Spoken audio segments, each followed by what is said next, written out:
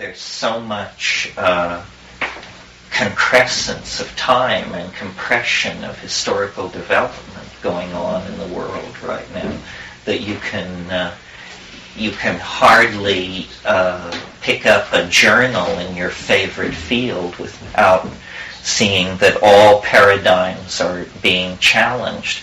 And this is happening regardless of, the area you're working in. It may be the design of solid-state circuitry, it may be quantum mechanics or cosmology or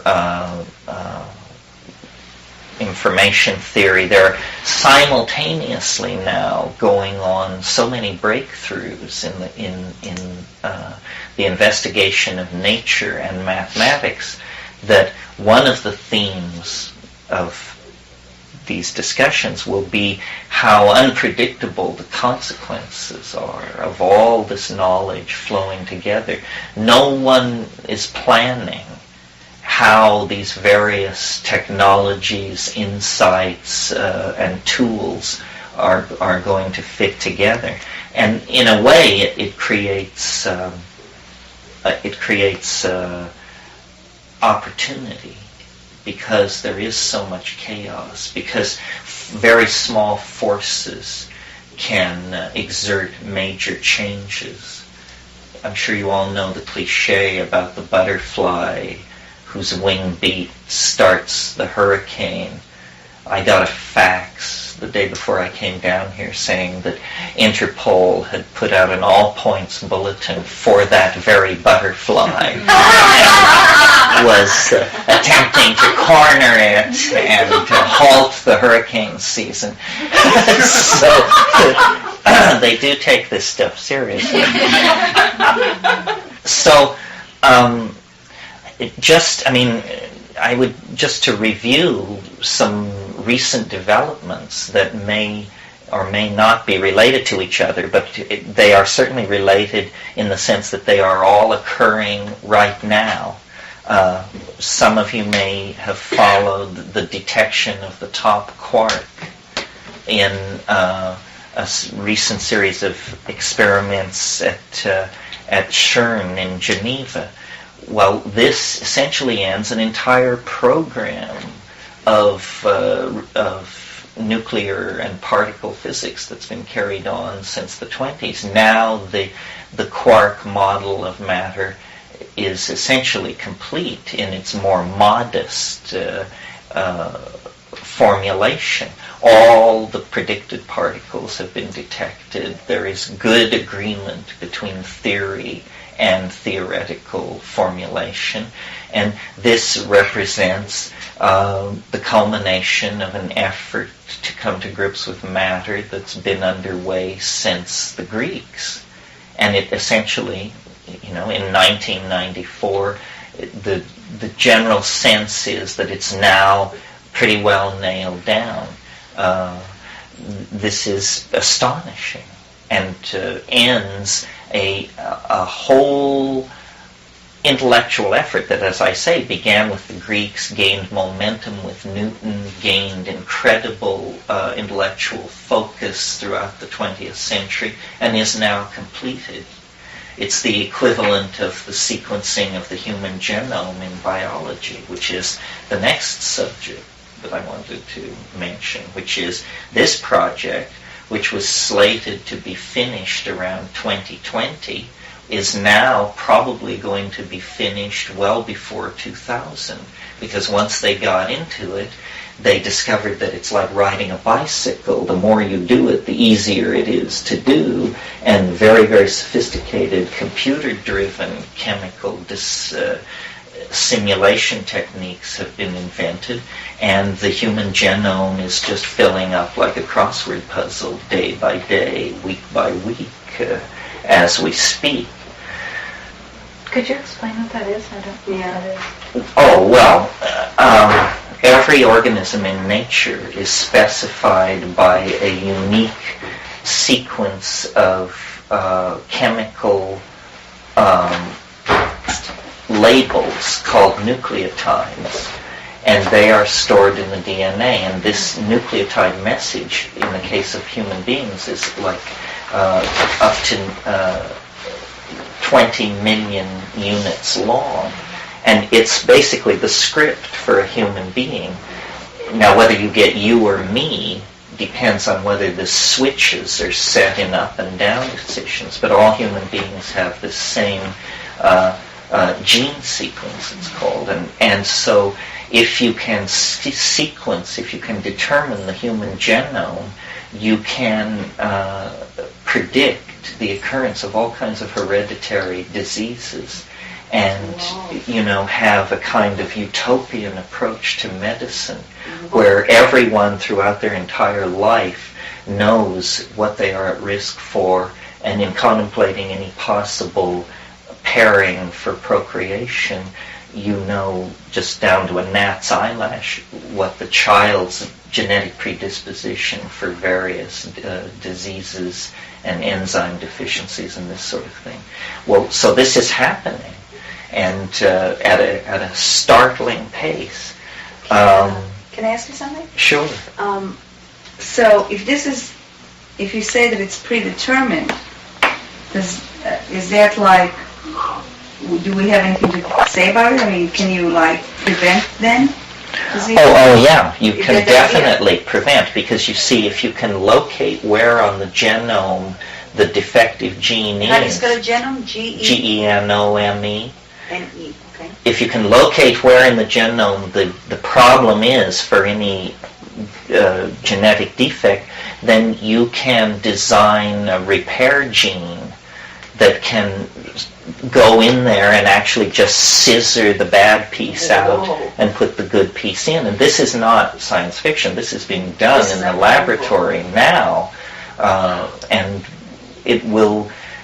it's happening. The main point of what I'm talking about tonight is all these crazy, far-out Flash Gordon things are well advanced, and yet, and the other point, highly ignorant of each other.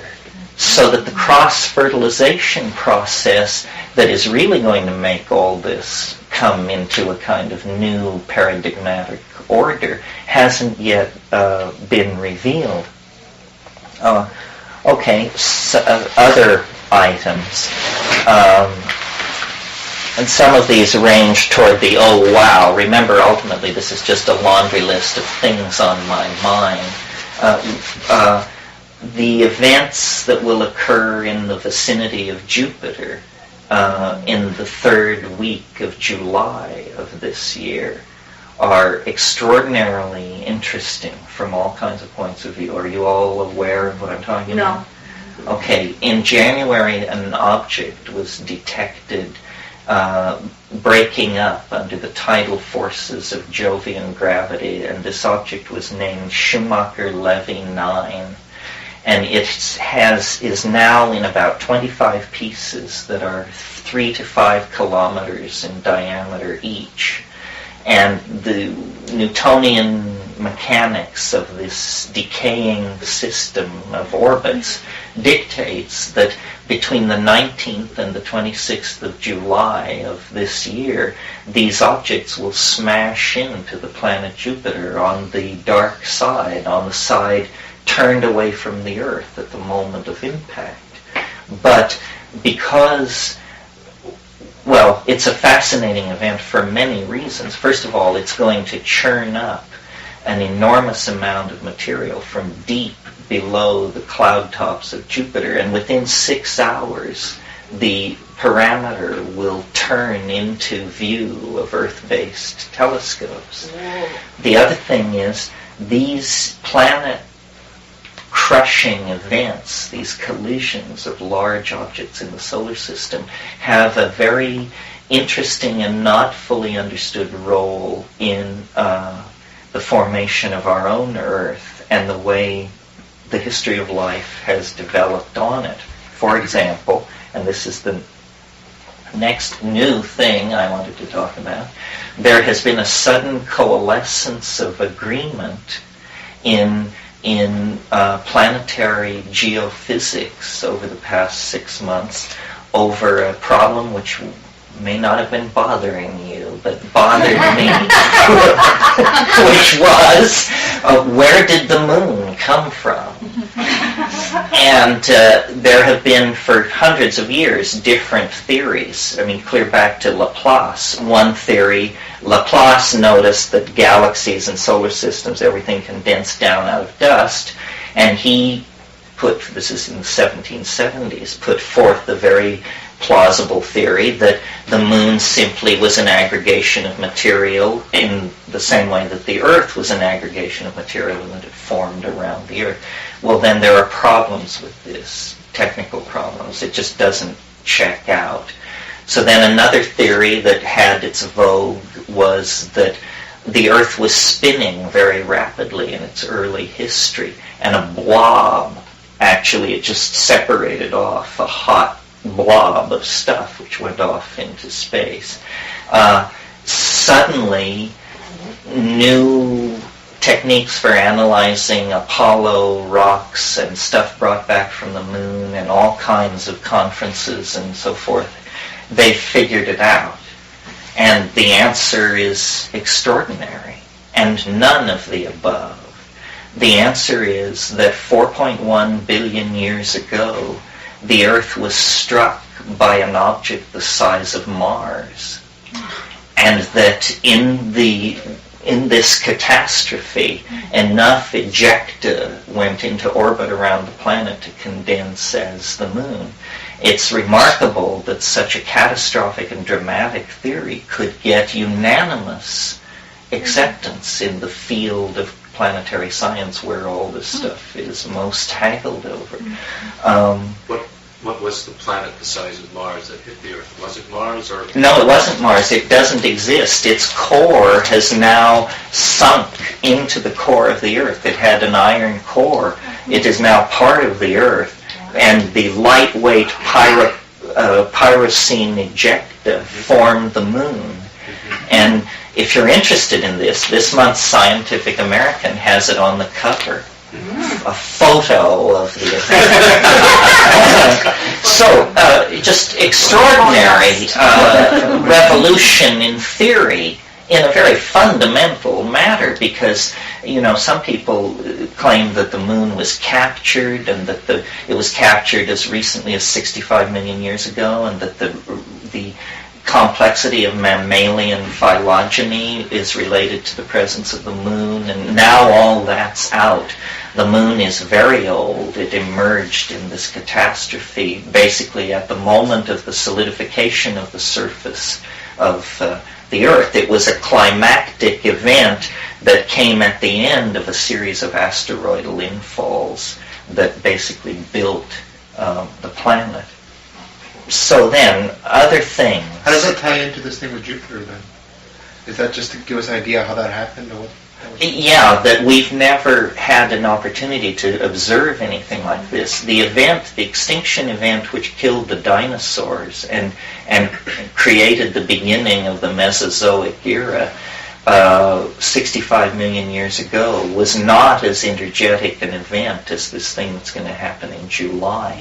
It was very interesting to watch how the scientific press played this thing, because like Schumacher-Levy 9 was discovered on January 9th, and the Bulletin of Astrophysics on the 12th broke the news to everybody who wasn't already following it on email or something.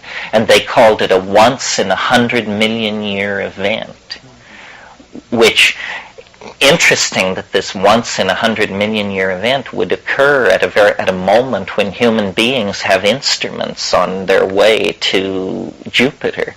So then within a month, they had it down to once-in-a-million-year event. And now I think they're saying nobody has any idea. This may be once every 100 years it happens.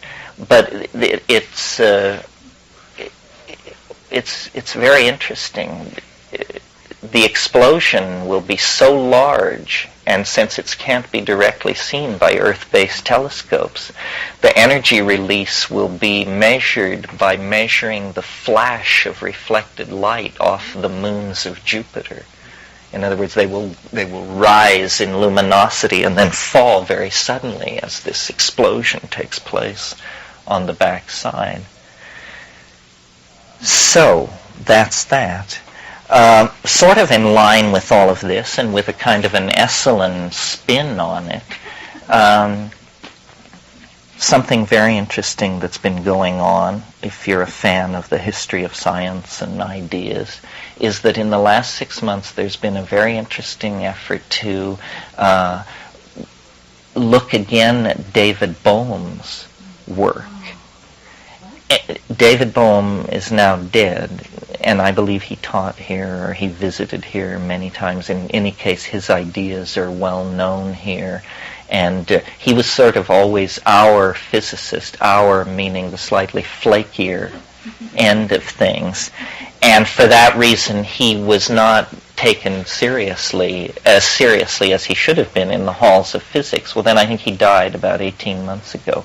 Well, now, in Scientific American and in Physical Review letters, there have been long editorials saying that a problem which has haunted quantum physics throughout the 20th century could be solved by admitting that the Copenhagen school, which is Niels Bohr and Heisenberg and all those untouchable and godlike figures, to admit that they were actually wrong about something fundamental, and that David Bohm's quantum physics, which gives the same numerical results as theirs, is in fact a more elegant formulation. And what it is that is at issue here is something that everybody who has concerned themselves with quantum physics for 10 minutes has encountered, which is the famous uncertainty conundrum. Every school child knows by now that you cannot determine the velocity and the absolute position of an electron at the same time, because as you bring velocity into focus, absolute position smears out. As you bring absolute position into focus, velocity smears out. This is called the uncertainty principle, and probably more muddle-headed prose has been generated around this problem in physics in the last 70 years than in any other. Well, it turns out that if you go with David Bohm, there is no uncertainty. You can know the position and the speed, the velocity, with perfect certainty at the same moment of time. The problem is, and the reason why he was never taken seriously, is that all these quantum formulations carry with them certain metaphysical baggage that is hard for other theorists to accept. And the impossible baggage that Bohm's theory carried was what is called non-locality. Non-locality. This is the peculiar feature of nature which is built into Bohm's formulation of quantum physics, that any two particles ever associated with each other at some time in what we call the past maintain a magical and instantaneous connection with each other, no matter how far apart they are, for the rest of their existence. And that this is not subject to the inverse square law that determines the speed, that slows the speed of light. This is some kind of magical property which is instantaneous. Well, this seemed so outlandish that it was just thought to prove on the face of it that Bohm was wrong. Because they said, well, look at the consequences. If you were to accept this, this insane thing would be built in there.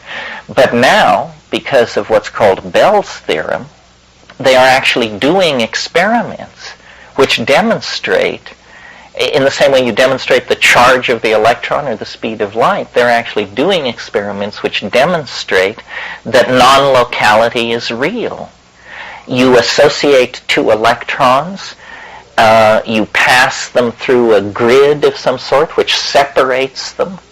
You capture one of them, determine its charge, flip it to its opposite charge, and having captured the other one, you notice that when you flip the charge on one, the charge on the other one automatically reverses instantaneously, and that these things behave as though they never left each other's presence.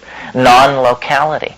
Well, this sets the stage for a staggering realization, because if the universe is non-local in terms of information, then all the raving over the past 30 years about holographic universes and psychedelic plenums and the monadic, fractal, higher dimensional, akashic hoo-ha, all that is suddenly begins to gain vindication.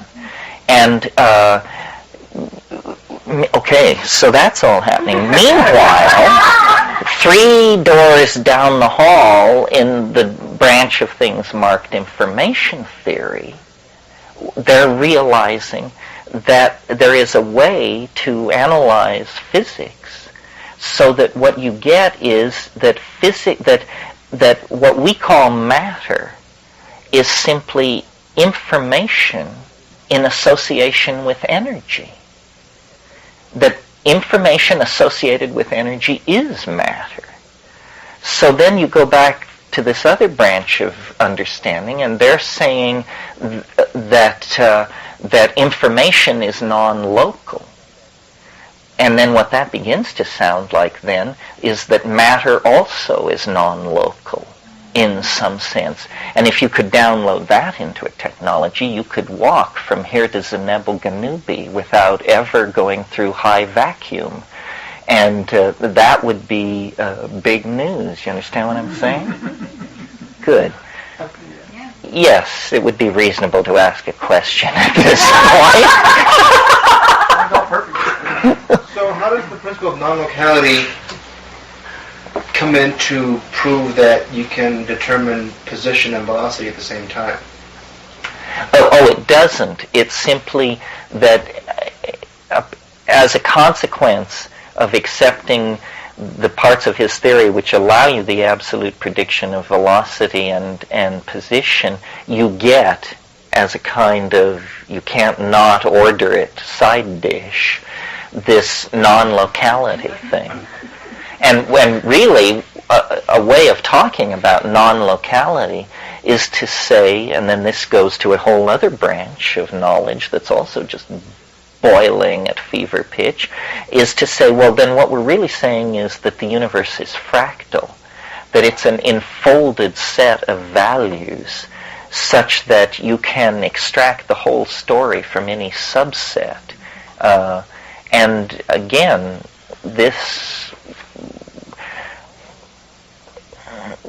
all of this, complexity theory, chaos dynamics, fractal mathematics, what's happening is that the computer is allowing us to go beyond the mathematical objects of Greek philosophy, which were, what did we have? We had the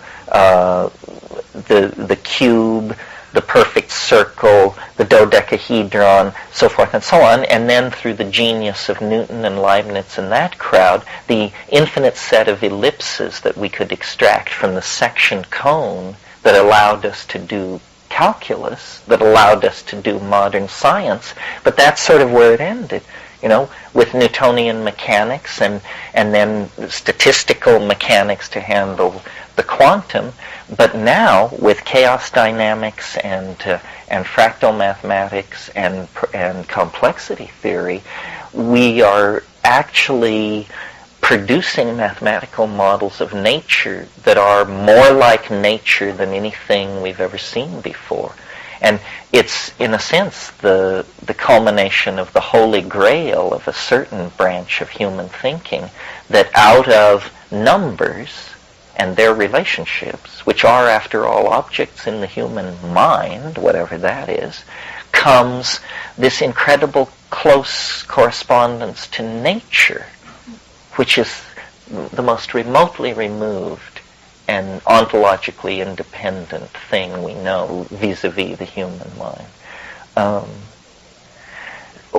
Okay, so that I was a little pan to David Bohm, and then moving through that and going further, Ilya Prigozhin, who has also been to Esalen and had an influence on many people who taught at Esalen, and me among them, although I was just sort of like sharpening his pencils at that stage, who has already established his track record by winning the Nobel Prize for Physics by destroying the second law of thermodynamics, which was no small accomplishment, believe me, because there was no law of nature to emerge in the 19th century more tenaciously believed in than the second law of thermodynamics.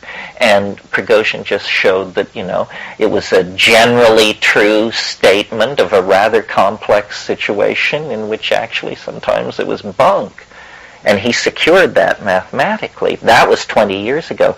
Now Prigozhin is coming forward with a theory that I modestly suggest sounds somewhat like my notion about time. That time is, first of all, not a construct of the human mind. It is, in fact, a property of the universe, like energy, like matter. It's a thing, is what we're trying to say here. It's not an abstraction, and this is not the first time science has had to make this leap. I mean, the curved field, the electromagnetic field, was at first thought to be some kind of weird mathematical contortion you had to go through to understand electricity, but couldn't possibly actually have anything to do with what it was. And then it was realized, that it was actually a point-for-point description. So Prigozhin is beginning to say that time is a thing, and that therefore it has an arrow, and that complexity is conserved as you approach the present, which is what I've been saying year in and year out here for a while. I didn't call it complexity, I called it novelty, and used Whitehead's vocabulary. But there is, a very exciting convergence of intuitions here that seem, really to hold the possibility of a whole new way of thinking about time and determinism and novelty and the build-up of structure in time. I have the understanding that your theory of novelty was that it was not conserved but increasing. Well, what I mean by conserved is that its general tendency is to never slip back. In other words, once some novelty is achieved, it's tenaciously retained, and it becomes instead the foundation for new novelty.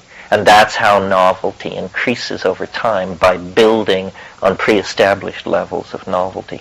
So that, for instance, molecular structure, very novel at its inception, becomes ultimately the precondition for biology, a later arriving phase of novelty. And then culture builds on biology and so forth, like that. Yeah. So when you said that, what was the other term? Not novelty, but Prigozhin.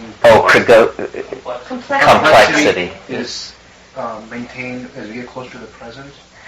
Yes, that complexity seems to be clustering near the present. Meaning this present or any present? No, this present. Okay.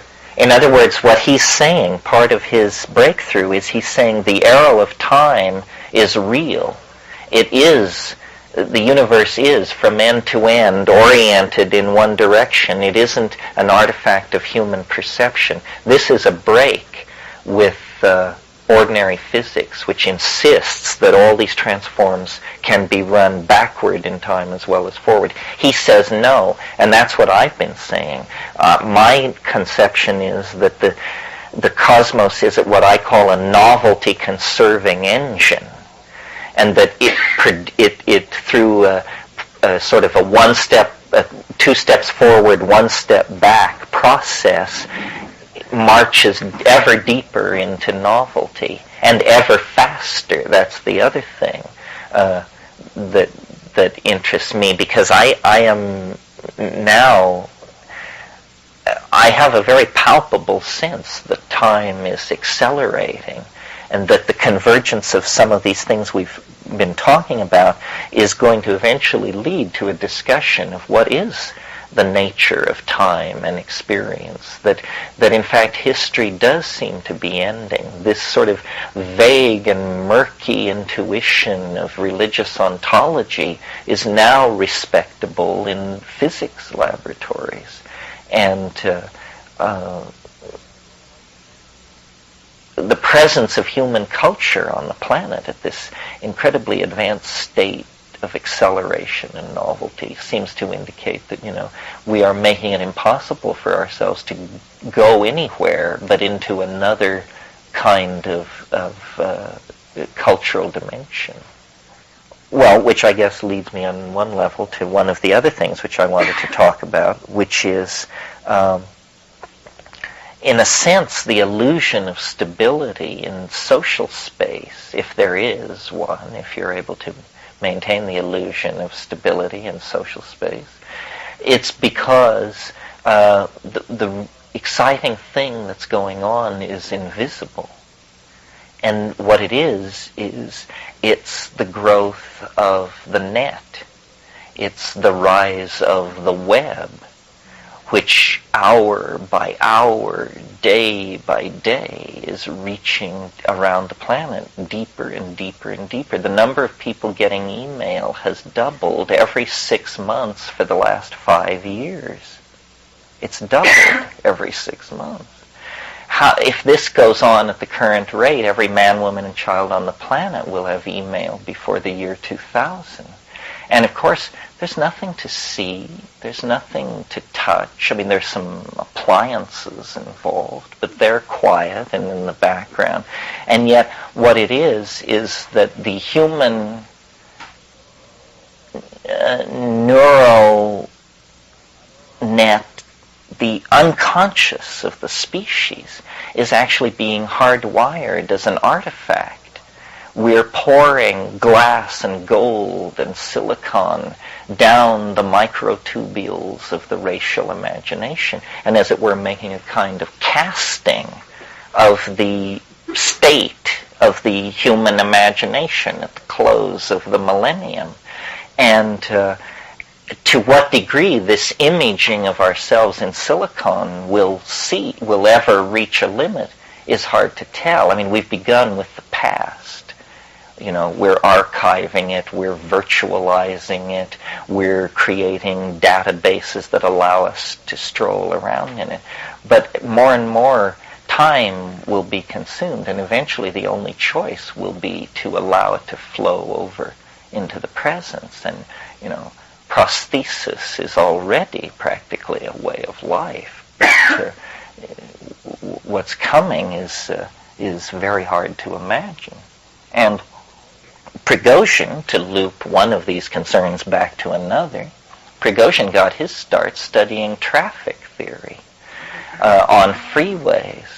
Well, it's now thought by the complexity people that when you get somewhere above 6 to the 9th entities operating in an environment of connectivity, that you get, and now we switch philosophers and vocabularies, what David Bohm called emergent properties, and what you and I would call anybody's guess. I mean, that's what an emergent property is. It means something utterly unexpected, something completely unexpected. For example, I mean, he used very simple examples. For example, if you have 5 gold atoms, you don't have the color yellow. You don't get that until you have hundreds of gold atoms. That color is an emergent property. It requires a large number of gold atoms for the fact that gold is yellow to begin to be part of the picture. Similarly, wetness.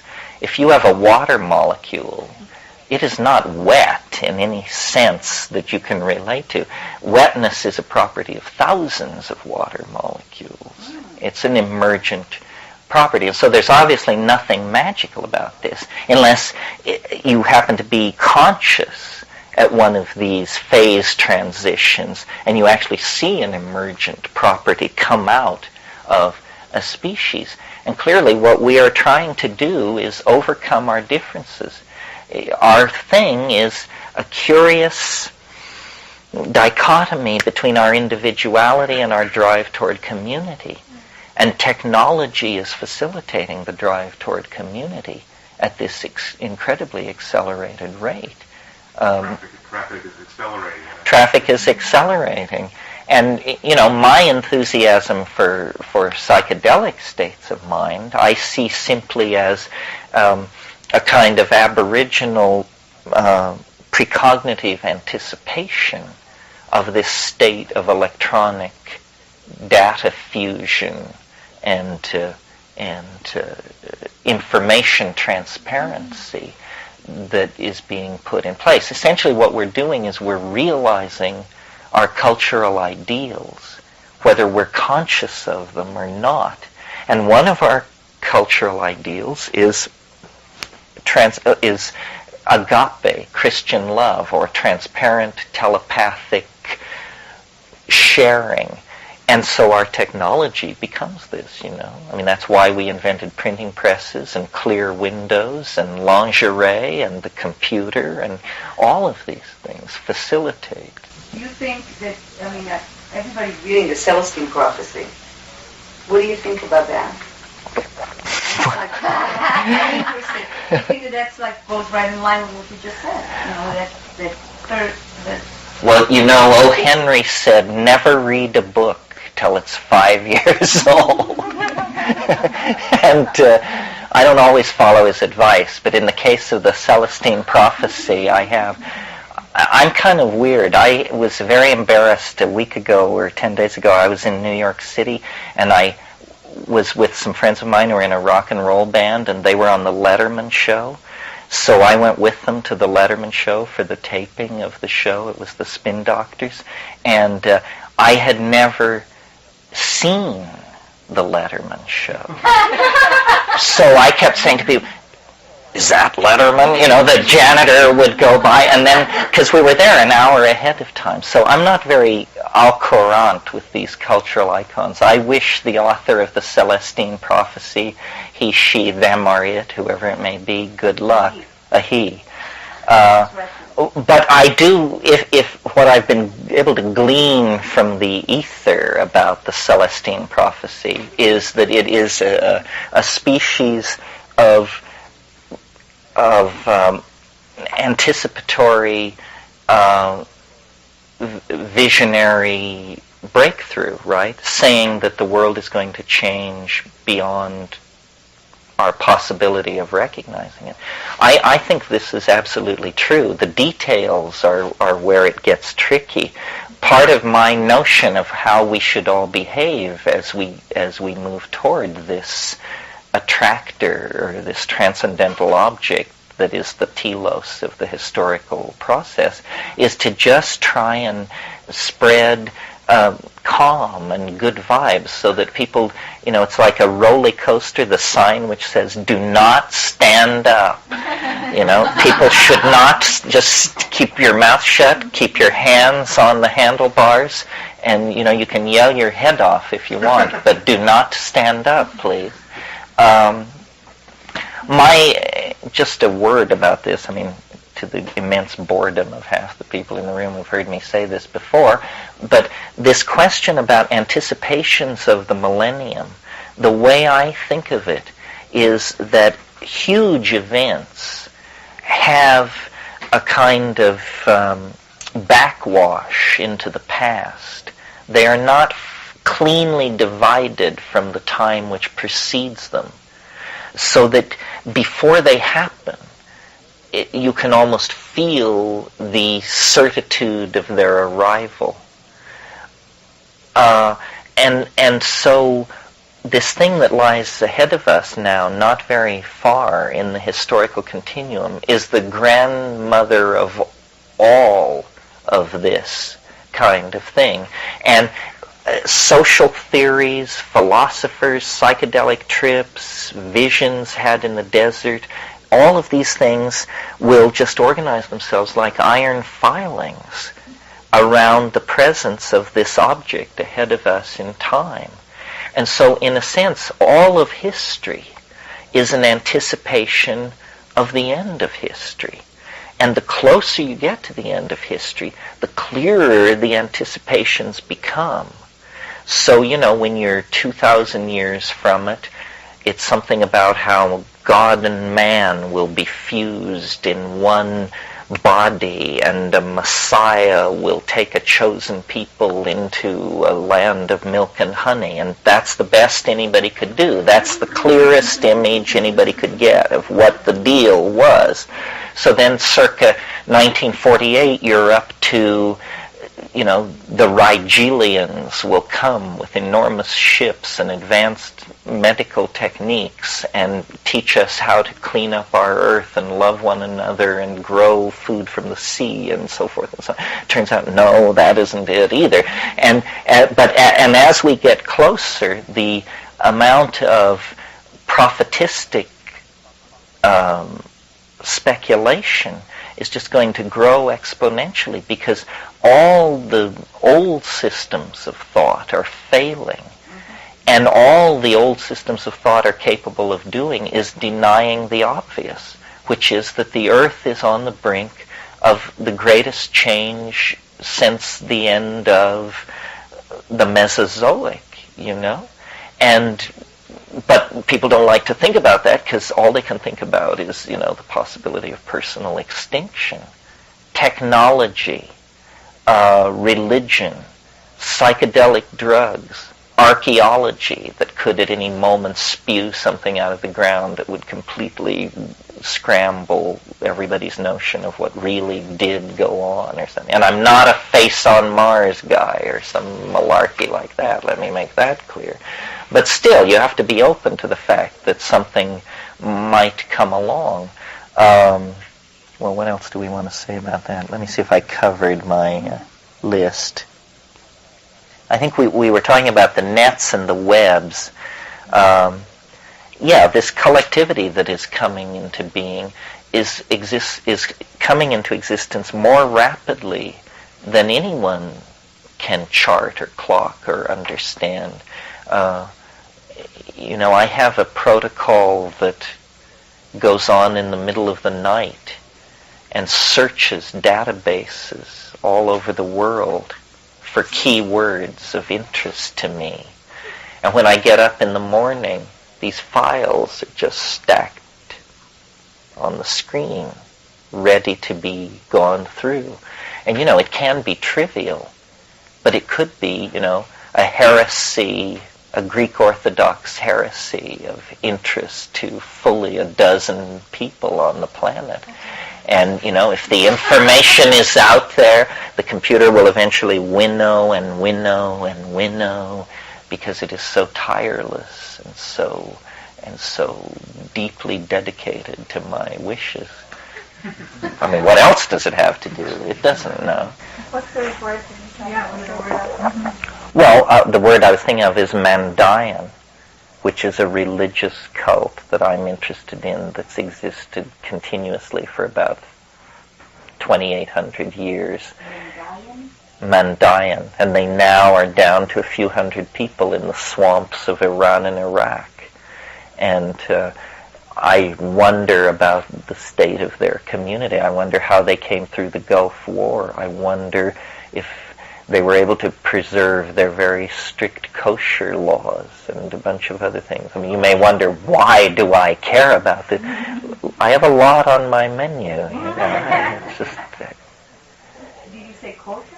well, they had, by kosher, I mean, they had rules as a religious community that would be almost impossible to follow in the 20th century. For instance, one of their rules was that if your eye fell on a non-believer, if you were a Mandaean and your eye fell on a non-believer, then you had to have 6 days of purification. Well, since there are only a few hundred Mandaeans on this planet, it was tough to not occasionally encounter a non-believer, you can imagine. So then huge amounts of community time and energy were being taken up in these ritual ablutions and cleansings to try and make it okay. And I wonder how they fare under Saddam Hussein. Well, so then you go onto the net and program this word, and you discover that in Pennsylvania there's a committee of people who are concerned about the Mandaean community, and then in Germany there's some people who are preserving Mandaean liturgy, and at the University of Heidelberg there's a guy who can read the books, and it's just... You know, Tim Leary said a wonderful thing years and years ago. He said, find the others. Find the others. And the computer is the tool for finding the others. And it was never intended for folks like you and me. It's one of these things that fell off the military vehicle as it rumbled by. And, you know, we peasants pulled it out of the bushes and discovered what you could do with this thing. But you can find the others. There are hundreds and hundreds of conferences going on Usenet. And if it's a work of literature, if it's a sexual preference, if it's a complex programming problem, if it's an issue of historical research or diet or anything else, there are 50 or 60 people just waiting to talk to you about this.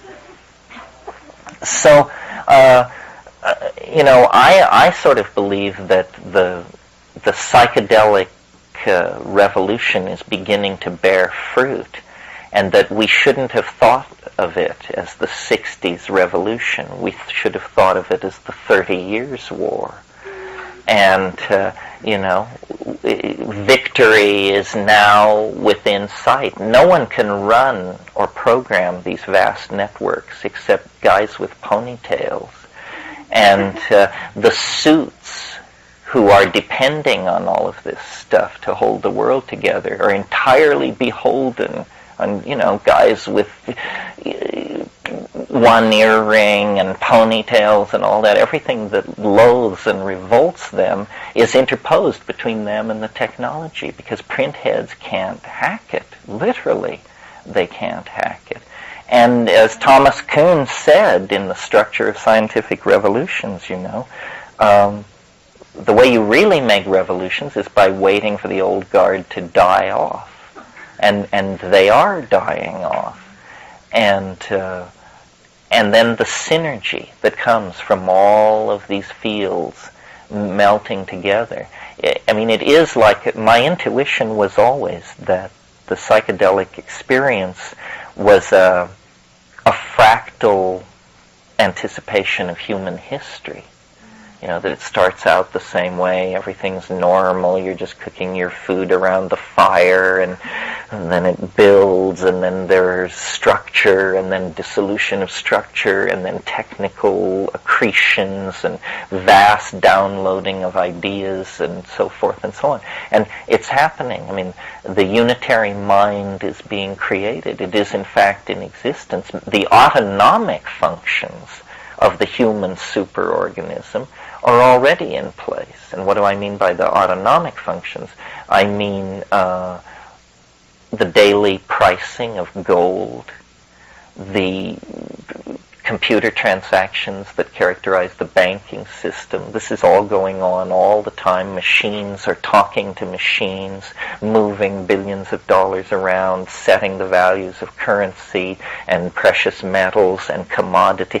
I mean, most of this is on automatic. Human operators are only called in when unexpected fluctuations are picked up inside the system. And yet it's not clear, you know, what is being maximized. The topmost level of control is only assumed to exist. This is very exciting. We all assume that if you follow these trees of control up and up, finally at the level of the IMF, the World Bank, the National Security Council, someone is running it. But it's actually not true. It isn't a tree. It doesn't lead to focal nexus of control. It's a net. It's a web. And, you know, when you realize this, you realize that a very large amount of power is in your hands. The people in this room, even if a couple of homeless have crept in here this evening, which is not likely, the people in this room probably represent the upper 5% of the most powerful manipulators on the planet. Because if you just have a telephone credit card, you're in the upper 10% of the powerful manipulators of information on the planet. Yeah, a calling card. And if you own a power book and an email address, you know, you are a member of the 20 million elite that is running the planet through the cybernet. And talking to those people, changing their minds, interacting with them, is the way to steer it. And they are not the suits. They are not the guys chewing the black cigars. They're a much more malleable and open crowd. It's hard to pass a capitalist dominator through the keyhole of cyberspace. You have to be young and lean and mean. Tattoos help. That sort of thing. Could you say something about artists and, say, religious or spiritual sages who would might look at the technology that you've been talking about and the science that you've been talking about and say, well, we've known this all along. This is sort of old hat, or and how you integrate that sort of state of consciousness is much different from the scientific way of seeing things, and where these people. Well, you mean like yogins or something like that? And people shamans that have no need for these ideas. Well, shamans, I think, are a good case in that apparently they have no need of these ideas. And what I mean by that is their societies are at dynamic equilibrium, left alone, they seem to do fine, so forth and so on. India, I would argue, shows no such ability to deal with its problems.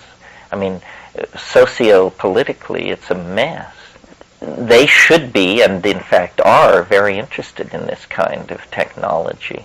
You see, the difference between Eastern and Western religion, I mean, there are many differences, but an important one for what we're saying here this evening is that Eastern religion is basically timeless. When time is invoked, it's either in the Hindu system where it's chasms of eternity, and they're just cycles upon cycles, or it's the time of Taoism, which is the time of a moment and an insight. The weird thing about Western religion, Judaism, Christianity, and Islam, and all the cults that they have spawned, is the insistence that God will enter history, which is a crazy idea. That God will enter history. At a given moment, it will be redeemed, and the hell of toiling for our daily bread and the whole thing will somehow be made right by God's direct manifestation at a certain point. And this idea finds just no support in the East. So then when you ask about how these religious teachers relate to this technical thing, to me, the more interesting relational approach to it is through somebody like Teilhard de Chardin, who I take as my direct inspiration. I never read de Chardin that carefully when he was hot, but since I've come out where I am about all this, I've looked back at it, and he and I are basically in 100% agreement, except I go further. I say the date, and he is crafty enough in his Jesuitical way to stay away from anything so likely to expose you to scorn and ridicule. But what he's saying in The Phenomenon of Man is that we are now generating what he calls the noosphere. And the noosphere is the atmosphere of technical accretions and electronic information transfer and electromagnetic fields, VHF, UHF, so forth and so on. And that this is part of evolution. his great insight was to see geology, biology, and sociology as a continuous spectrum, and McLuhan talked a lot about Teilhard de Chardin.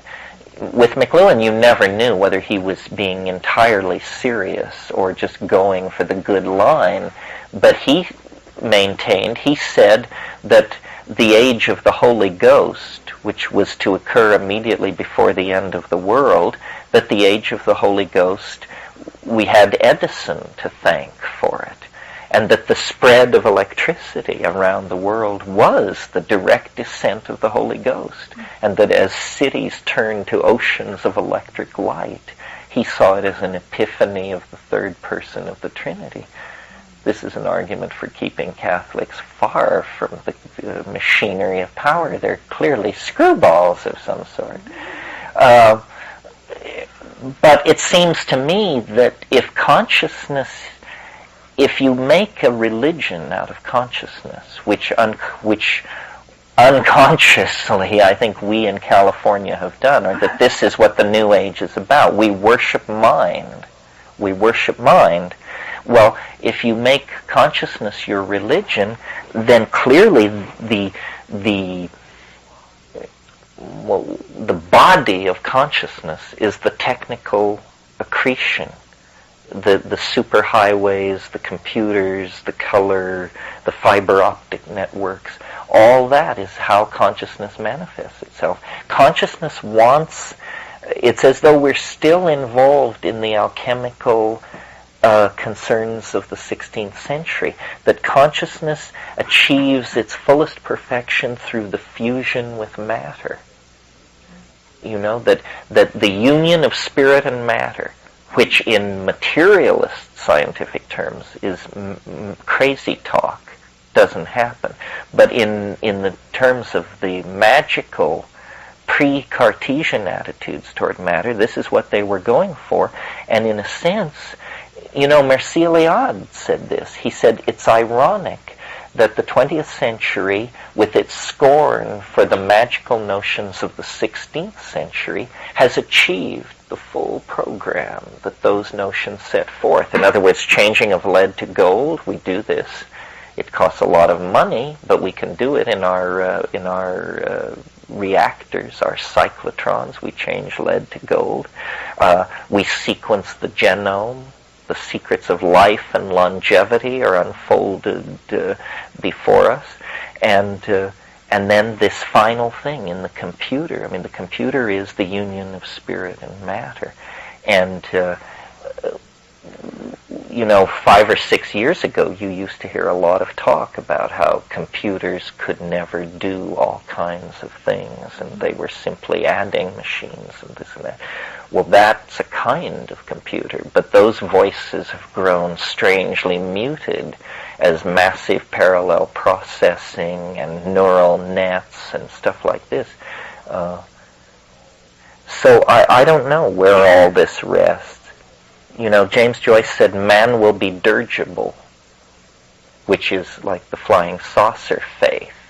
I would like to think that the philosopher's stone is a suitable goal for human evolution, that we are actually downloading ourselves into a solid state realm where all that moves is ideas in the kind of electronic collectivity of mind, and then the earth is left to itself.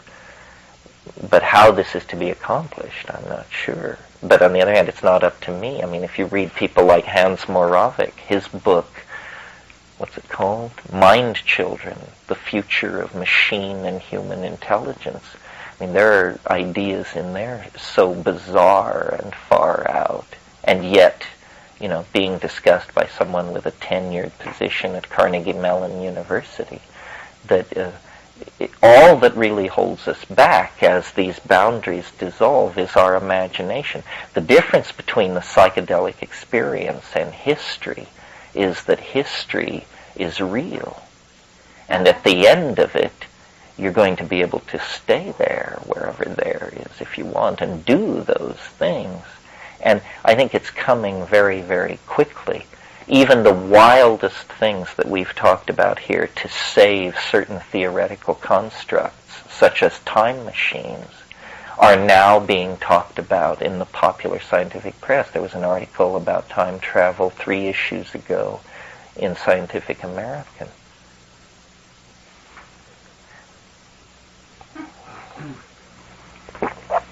So does anybody want to say anything? Yeah. Do you see a distinction between understanding / knowledge and consciousness? Or do you see those as one and the same thing? Well, this is a hot and complex thing that's being debated right now. The materialists who hold the high ground in neuromolecular physiology, what they like to say, they're very happy with this formulation, they like to say that consciousness is short-term memory plus attention. This is the new buzzword. Short-term memory plus attention. Actually, William James said this first, but it's just been brought forward. And if you think about it, that's a pretty good working model. If you say that consciousness is short-term memory plus attention, then it's probably a characteristic of most animals. And so you get a seamless web. Where it gets complicated is that what we seem to be able to do is build very, very flexible models of future courses of action. And this may be a relationship to long-term memory. The relationship of higher animals to long-term memory is not clear. In other words, a mountain lion hunting, does she retain a memory of an incident with a important learning embedded in it months and months after it occurs? And in what way does she retain it? Does she retain it as a reflex? Or does she actually, as we do, recall? And when we say recall, we mean picture a scene in our minds from the past and run it forward. How, again, well, this leads to something that I wanted to say, that memory, if you wanted to point to an incredible and significant failure, I've been talking about all these far-out things that have been going on, the greatest disappointment in science, I would say, in the last 35 years is the utter failure of science to make any progress on the question of memory. I mean, I've been following it for almost, well, not 35 years, but 30 years, and they're nowhere. They have not gotten beyond the kind of stuff that Carl Pribram was talking about in Languages of the Brain, which was published in 1973, for crying out loud. Walter Freeman's work, creative, brilliant work, no conclusion. The hardcore materialists have gotten nowhere. And this is a central thing for understanding consciousness, because where are the memories? You know, Carl Lashley was the first person to ask this question, and it's never been satisfactorily answered. And, you know, now there are new theories about interference patterns in the brain and this sort of thing. But, you know, when the telephone was new, neurophysiologists like Ramon de Cajal said the brain was like an international telephone network. Now suddenly we have a hot new metaphor, and we apply it to the darkest area of our ignorance, which is the brain. But and then, you know, you have the hardcore mystics who say the effort to understand consciousness is intrinsically doomed to failure, that brain cannot elucidate brain. And there's something to be said for that. You know, Gödel's incommensurability theorem and that whole thing. I don't exactly understand what it means to say, explain consciousness. Understand it? I mean, what would that mean? Does that mean we would start with a synaptic event and end with an experience and be able to trace the transition from synaptic event to experience all the way through. I like, and it's a free enough field now, you can say anything you want. I like the idea that the brain is a antenna, not a storage device, and that seeking memory in the brain is like tearing transistor radios apart looking for little men. There aren't little men in there. And so what you have instead is a quantum mechanical antenna. That would make sense, because I really believe nature is a kind of seamless, self-regulating oscillator of some sort. And so it's much more important to be in tune with the larger sets of what's going on than to be isolated from that and somehow inwardly cognizant of what philosophers call an interior dimension of transcendence. I don't believe that. I think, that we are the most existentially isolated of all animal species as a consequence of language, and that part of our difficulty in correctly picturing the mind and its place in nature is the fact that we assume our uniqueness and our isolation and the strength of the ego boundary. But if you saw the brain, that's why, my idea of the culture, the regulation of culture through the psychedelic experience is not that there is something magical about the psychedelic experience in and of itself, but that what it is an attunement to natural harmonics on many levels that we could call, I do call it, the Gaian mind. It's a higher intentionality, but it's not mystical mumbo-jumbo, it's biology. That there's level upon level of pheromones, oscillations, chemical oscillators, all kinds of things that regulate biology besides the gross activation of enzyme systems inside the wetware of an organism. That when you're in the jungle like the Amazon, you see that, this is seamless, this is one thing. It's only my style of knowing that tells me this is a palm tree, this is a crocodile, this is a butterfly. But the way it's all working is it's just genes and gene exchange and life and death and procreation and symbiosis and so forth and so on. It ties in with Rupert Sheldrake's stuff too, and I was thinking of idiot savants too, how they, with their minds as an antenna, tapping into this incredible knowledge that there's no way they could have ever learn. Yes, well, I count myself among their number, without doubt. No, that's the only way, I mean, that is how I explain my career, because it has, fundamentally a mathematical basis that's very solid and beyond reproach by all but the most stalwart, and yet clearly I'm some kind of cannabis-smoking lunatic. So how did that happen? Well, it's just the principle of the idiot savant, I think. And that nature is knowable. If you're God's fool, the secret will be given over to you. I mean, it's everywhere. It's in every drop of water. Everything has it in it. That was the alchemical faith, and it's the fractal faith as well. I have a question about the antenna thing, because I understand it in terms of picking up certain ideas or whatever. But when you talk about receiving specific memories that you, as a single entity, have experienced. So is you as an entity have experienced this thing, and now it's just floating out there in whatever. You mean, does it actually call you up and say, "Hey, you"? Is it like that? How is it? What is it that produces that once? I mean, I can imagine receiving certain things that are cultural or Gaian, whatever. But when you receive, you're talking about your own personal memory of stubbing your toe 8 years ago.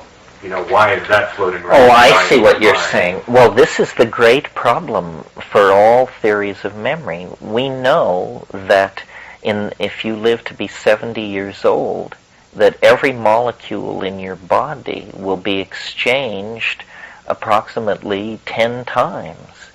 Well, then how is it that a 70-year-old woman can remember what it was like to be taken in the arms of her grandmother and the smell of the perfume that the old lady wore?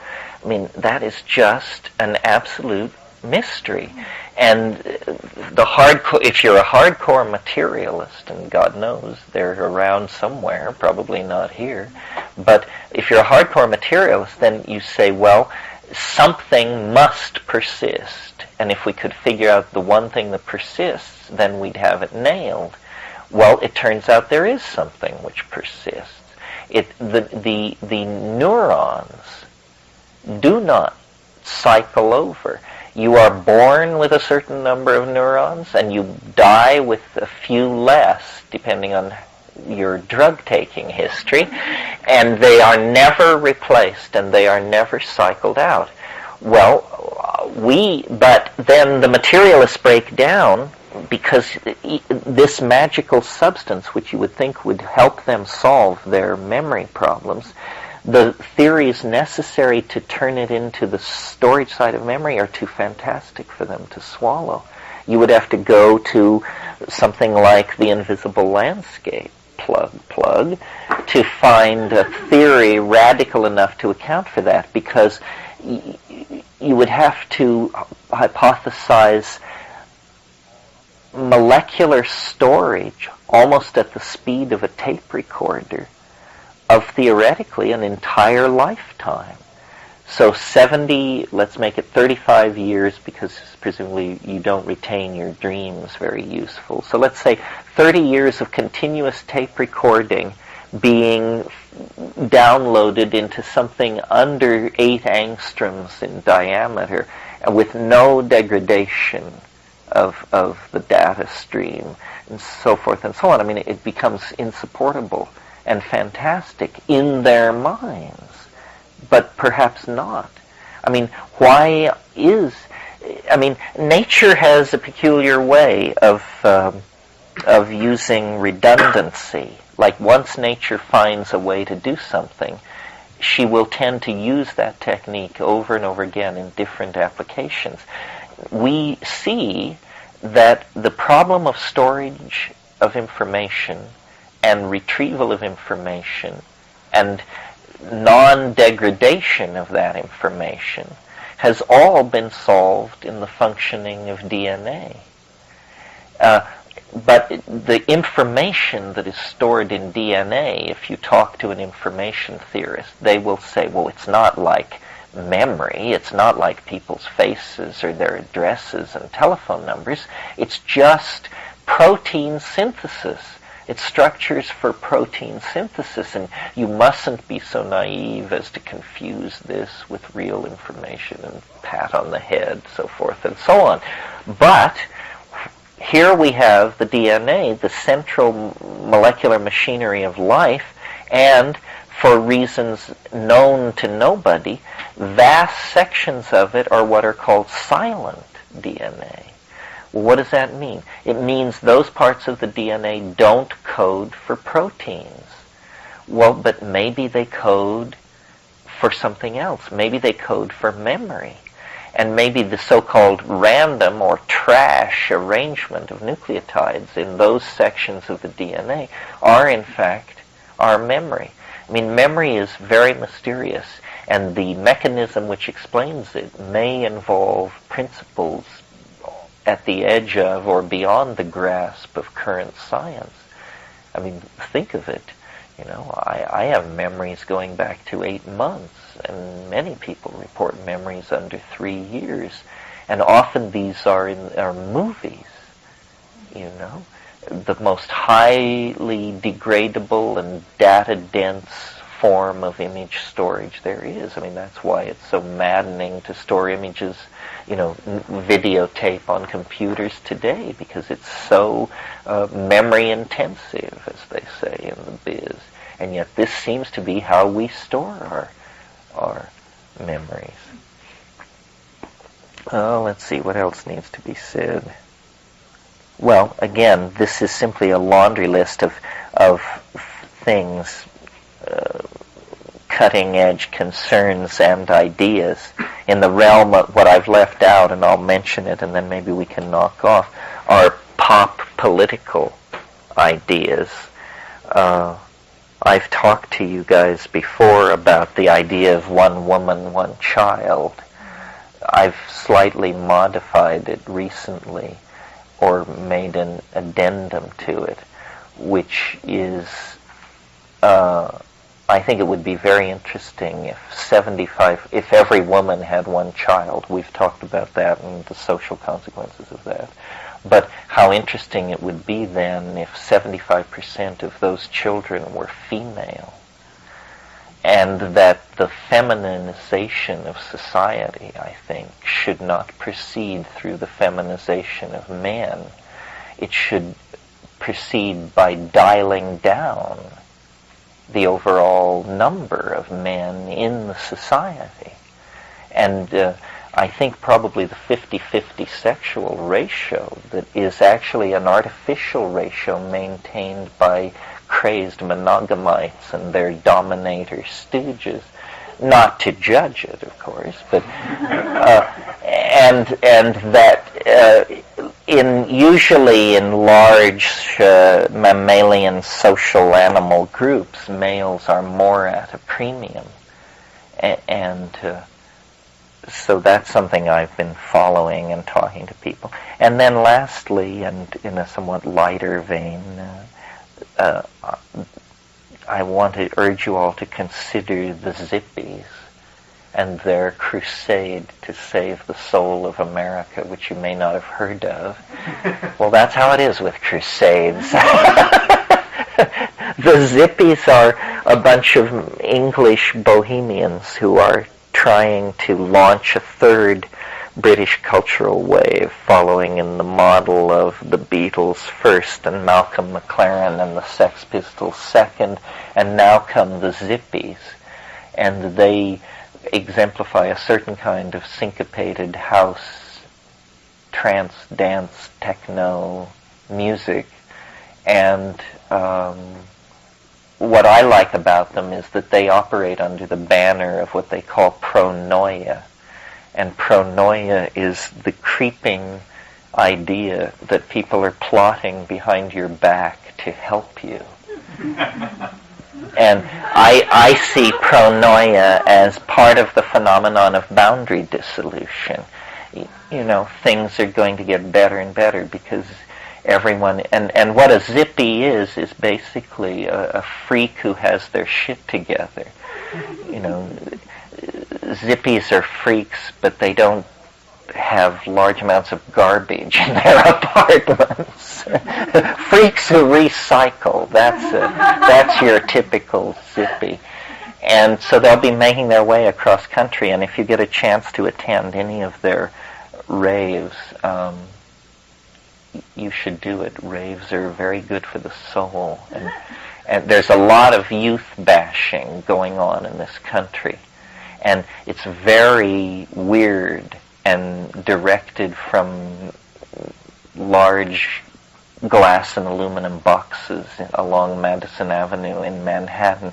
There's nothing wrong with people under 25. They're fine, thank you. It's the culture that they're inheriting that is so toxic and weird that they don't know what to do with it. And somehow the response of that culture is to stigmatize them and lay down all kinds of horseshit trips about Generation X and this and that and the other thing. I really think the Zippies are the real youth culture, and it's psychedelic and it's experience-based.